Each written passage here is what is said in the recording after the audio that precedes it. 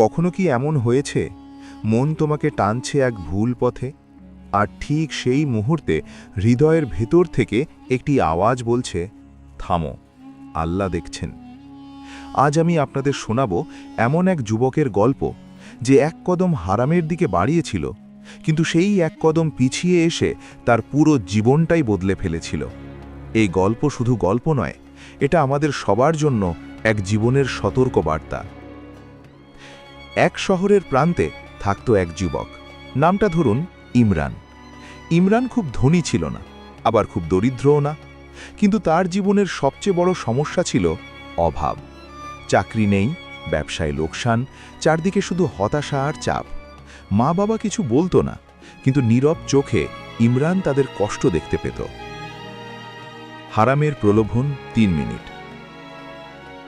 একদিন এক পরিচিত লোক ইমরানের কাছে এসে বলল, ভাই, একটুখানি কাজ আছে, খুব সহজ, কেউ জানবে না, এক রাতেই অনেক টাকা। ইমরান বুঝে গেল এই পথ হালাল নয়, কিন্তু শয়তান তখন ফিসফিস করে বলছিল, একবারই তো, পরে তওবা করে নিও। টাকার ছবি চোখে ভাসছিল, মায়ের ওষুধ, বাবার ঋণ, সবকিছু। ইমরান হাঁটতে শুরু করল সেই হারাম পথের দিকে। মুহূর্তের পরীক্ষা ৪ মিনিট। ঠিক তখনই এক অদ্ভুত ঘটনা ঘটল। চারপাশে কেউ নেই, কিন্তু হঠাৎ ইমরানের বুক কেঁপে উঠল। তার মনে পড়ে গেল, আল্লাহ সব দেখছেন। সে ভাবল, মানুষ না দেখলেও আল্লাহ তো দেখছেন। এই টাকা দিয়ে যদি আমার রিজিক বাড়ে, তাহলে কি আমার ঈমান কমে যাবে না? তার চোখ ভিজে উঠল।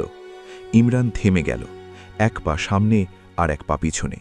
শেষমেশ সে নিজেকেই বলল, না, আমি হারামে যাব না। রিজিক যদি আসে, আল্লাহ নিজেই দেবেন। ফিরে আসা ও দোয়া ২ মিনিট।